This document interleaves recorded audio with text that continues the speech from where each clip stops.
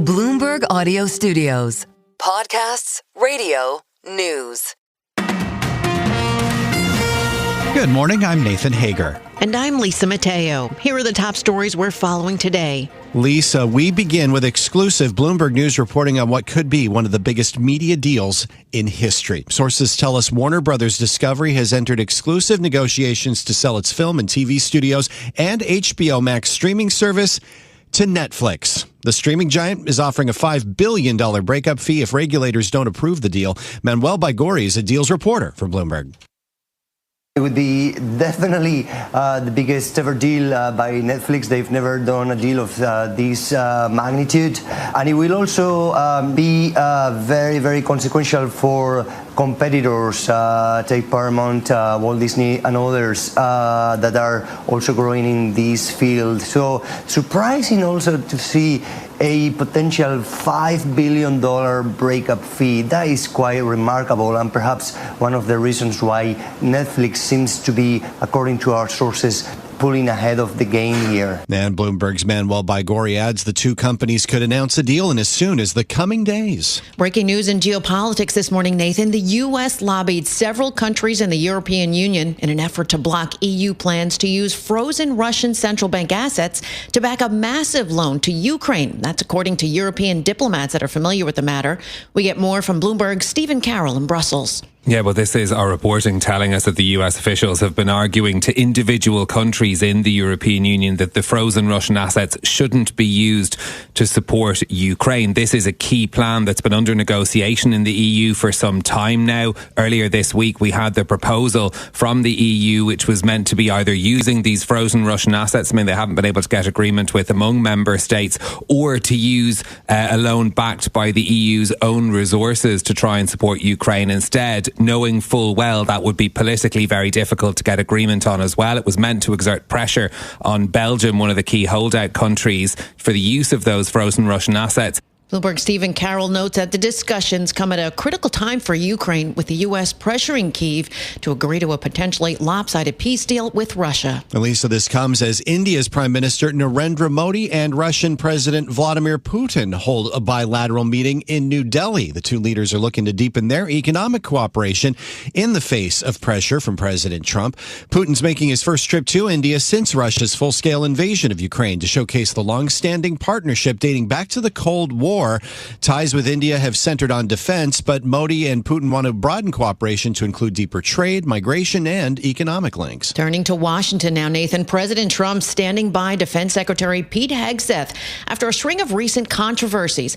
Among them, a second strike on a suspected drug-running boat in the Caribbean that killed survivors of the initial attack. The admiral who gave the order, Frank Bradley, was on Capitol Hill yesterday telling lawmakers he was not ordered to kill everyone on board. Republican Senate Intelligence Chairman Tom Cotton spoke after the classified briefing. I saw two survivors trying to flip a boat loaded with drugs down for the United States, back over so they could stay in the fight. But Adam Smith, the top Democrat on the House Armed Services Committee, says he's not convinced those survivors still pose a threat. Two people without their shirts on top of the bow of a capsized boat. There's a tiny little portion of the boat that was above the water. And they were there, just there. Along with the strike order, a Pentagon Inspector General's report found Defense Secretary Hegseth could have compromised sensitive information by using his personal cell phone in a signal chat about Yemen attack plans. Well, elsewhere in the nation's capital, Lisa, a divided Supreme Court has cleared Texas to use a new Republican-drawn congressional map in next year's election. Over 3 dissents, the justices lifted a lower court ruling that blocked the map. It was drawn at President Trump's behest to help Republicans try to keep their House majority in the next year. Although the order formally applies only until the justices resolve Texas's appeal, the court suggests it will ultimately rule in the state's favor. A Virginia man has been charged with placing pipe bombs outside Republican and Democratic National Committee headquarters in Washington on the eve of January 6, 2021 riot. That's capping a 5-year federal investigation. Attorney General Pam Bondi announced the charges in a news conference. He has been charged with violating 18 U.S.C. 844, which is use of an explosive device. This investigation is ongoing. As we speak, search warrants are being executed, and there could be more charges to come. Attorney General Pam Bondi identified the suspect as Brian Cole Jr. of Woodbridge, Virginia. Cole was arrested earlier yesterday by the FBI. Turning to the economy and the Fed now, Lisa, National Economic Council Director Kevin Hassett says the Federal Reserve should cut interest rates at its meeting next week. Hassett was asked on Fox News if he thinks the Federal Open Market Committee will cut rates. If you look at the communications from the Fed governors and some of the regional presidents, they now seem much more like they're leaning in the direction of a rate cut, which is I believe, the right And how move. much would you like it to be? You know, in the long run, we've got to get to a much lower rate. If there's consensus around 25 basis points, which it looks like there is, then I'll take it. Yeah, that was White House economic advisor Kevin Hassett speaking on Fox News. Well, someone else who would also like to see a rate cut by the Fed, Nathan, that's Bank of America CEO Brian Moynihan. He spoke with Bloomberg's Francine Lacroix. Would a Fed cut help? A Fed cut helps, and our team believes the Fed will cut next week. Yeah. They came to it slowly because the inflation is still higher than the target rates that the Fed would have. And sticky. It's sticky, although right when they started raising rates, people told me it takes 5 years to actually squeeze out inflation, and people just aren't patient. Well, Bank of America CEO Brian Moynihan added that his team thinks long-term the Fed will get down to a 3% Fed funds rate. Well, the S&P 500 lease is on track for a new all-time high as investors tilt toward risk on growing confidence in the economy and the prospect of rate cuts. Futures are within 0.5% of a fresh record. In the commodities market, copper is at a record, giving fresh impetus by a bullish price outlook from Citigroup. Traders there anticipate a shortage caused by stockpiling in the U.S. Copper rose as much as 1.9% to more than $11,600 a ton. That surpassed a previous high set just this week. All over in company news, Hewlett-Packard Enterprise shares are down 8% in pre-market. That's after the company gave an outlook for sales in the current quarter that fell short of high expectations for the AI server business. Sales in the fiscal fourth quarter missed analysts' estimates as some deals for servers to power artificial intelligence workloads were pushed into 2026. And Meta Platforms has confirmed its plans to meaningfully cut resources for building the so-called metaverse, an effort that CEO Mark Zuckerberg once framed as the future of the company and the reason he changed its name from Facebook. Meta executives are considering potential budget cuts as high as 30% for Meta's metaverse next year. Time now for a look at some of the other stories making news in New York and around the world. For that, we're joined by Bloomberg's Michael Barr. Good morning, Michael. Good morning, Lisa. A federal grand jury in Virginia has refused to indict New York State Attorney General Letitia James for a second time over mortgage fraud claims. Prosecutors had sought charges against James less than 2 weeks after a federal judge dismissed the earlier case, saying that Lindsay Halligan, the U.S. Attorney for the Eastern District of Virginia, had been improperly appointed. The James charges against her, as she put it, are baseless and called for an end to the unchecked weaponization of our justice system. Bundle up heading outside this morning. Ooh, there is a shivering cold in the Northeast and some snow from the Great Lakes to the Pacific Northwest. Bloomberg meteorologist Craig Allen has the latest. Unseasonable cold continues to pour down out of Canada, and with January-like chills over more than 50% of the eastern U.S., and the actual readings are as low as single digits and below zero in the plains and the upper Midwest, and as low as minus 30s north of the border.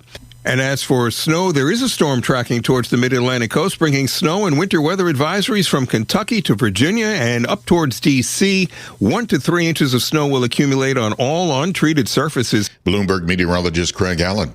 New York City Mayor Eric Adams issued executive orders aimed at addressing anti-Semitism, including one prohibiting city agency heads from engaging in procurement practices that discriminate against the State of Israel.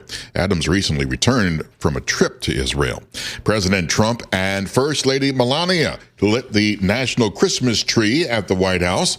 During brief remarks, President Trump delivered a message of peace and thanked first responders, police, ICE, and service members. Thank you to the men and women of the United States military, including the brave heroes of our National Guard here in Washington, D.C. The event also featured performances from the Beach Boys, Christian music singer Matthew West, and country artist Gabby Barrett. Global news 24 hours a day and whenever you want it with Bloomberg News Now. I'm Michael Barr, and this is Bloomberg, Lisa. Thanks, Michael. Time now for our Bloomberg Sports Update. And for that, we bring in John Stashower. A big game in the NFC. The Cowboys and Lions hoping to make the playoffs. Detroit never trailed. In a game that had 7 touchdowns and 8 field goals, the Lions won 44-30. They were up by 18 in the second half. Dallas cut that lead to 3, but Jahmyr Gibbs with 2 fourth-quarter touchdowns. He had 3 in the game. The Lakers with a 3-point win in Toronto. LeBron James scored only 8 points. It was the first time since 2007 that he was held to single figures as a streak lasting almost 1,300 games. That's your Bloomberg Sports Update. Stay with us. More from Bloomberg Daybreak coming up after this. Coast to coast on Bloomberg Radio, nationwide on Sirius XM, and around the world on Bloomberg.com and the Bloomberg Business app. This is Bloomberg Daybreak. Good morning. I'm Nathan Hager, and the bidding war over one of Hollywood's most storied movie and TV studios may be over. Sources tell Bloomberg News Netflix has entered exclusive talks to buy Warner Brothers Discovery's film and TV studios and the HBO Max streaming service, pulling ahead in a race with Paramount, Skydance, and Comcast. For the very latest, we are joined by Bloomberg Deals reporter Manuel Baigorri. Manuel, thanks for being with us. I mean, this bidding war had the makings of a soap opera. How did Netflix come out on top?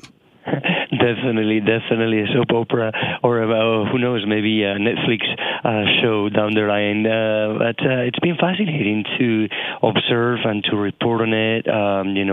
Very, very well-known brands, companies all around the world. And, it's pretty remarkable that we are approaching the final stages as the year comes to an end.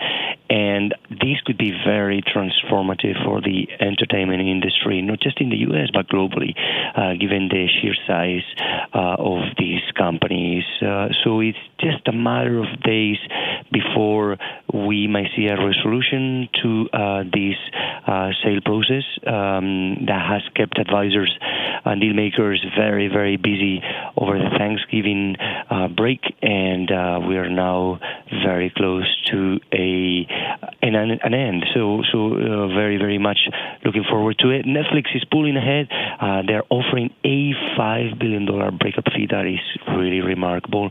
Now remains to be seen also if they get this signed and announced, whether it will get past regulators. That is the next big question mark as well. Yeah, I mean, just the fact that we see that sizable breakup fee, is this the kind of thing that could face an antitrust challenge or a continued challenge from Paramount Skydance, which had really made clear that it wanted this company? Yeah, it's a really good point. I mean, there is going to be a serious look from regulators how these impact consumers. At the end of the day, Netflix is already such a big name, such a household name, such a big company. Now adding more assets into it, HBO Max among them, it's definitely going to attract the interest from regulators. I mean, but the same if Paramount or Comcast were also to acquire. I mean, the industry is quite consolidated at the end of the day, so regulators are going to take a close look. But perhaps the fact that Netflix is offering such big breakup fee also indicates their eagerness to try get this across the line. It's a very important asset as the company tries to keep growing, find new sources of revenue, and diversify, which is not easy because they are already a very large organization already. This is Bloomberg Daybreak, your morning podcast on the stories making news from Wall Street to Washington and beyond. Look for us on your podcast feed by 6 a.m. Eastern each morning on Apple, Spotify, or anywhere else you listen. You can also listen live each morning starting at 5 a.m. Wall Street time on Bloomberg 1130 in New York, Bloomberg 99.1 in Washington, Bloomberg 92.9 in Boston, and nationwide on Sirius XM Channel 121. Plus, listen coast to coast on the Bloomberg Business app, now now with Apple CarPlay and Android Auto interfaces. And don't forget to subscribe to Bloomberg News Now. It's the latest news whenever you want it in 5 minutes or less. Search Bloomberg News Now on your favorite podcast platform to stay informed all day long. I'm Nathan Hager. And I'm Lisa Mateo. Join us again tomorrow morning for all the news you need to start your day right here on Bloomberg Daybreak.